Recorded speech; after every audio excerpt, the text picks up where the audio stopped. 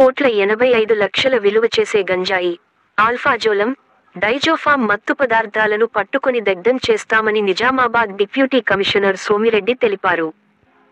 ఉమ్మడి జిల్లాల్లో ఇంత భారీ ఎత్తున నిషేధిత మత్తు పదార్థాలు పట్టుబడడం విశేషం.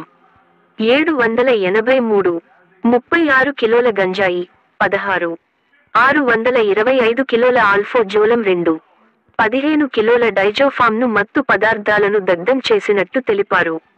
నిరంతరంగా అక్రమ రవాణాపై గట్టిగా ఏర్పాటు చేశామని తెలిపారు.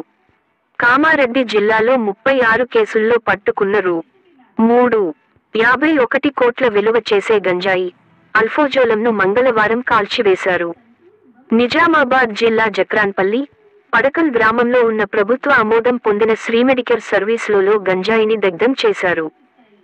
కామారెడ్డి జిల్లాలోని 5 ఎక్సైజ్ పోలీస్ స్టేషన్లలోని 36 కేసుల్లో పట్టుబడిన 783, 36 కిలోల గంజాయి, 16, 625 కిలోల ఆల్ఫాజోలం, 2, 15 కేజీల డైజోఫామ్, 0, 852 గంజాయి మొక్కలను కాల్చివేశారు.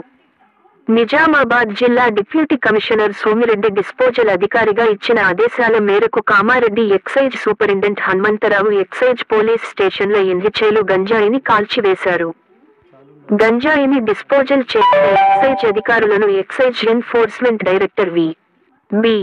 కమలాసన్ రెడ్డి అభినందించారు.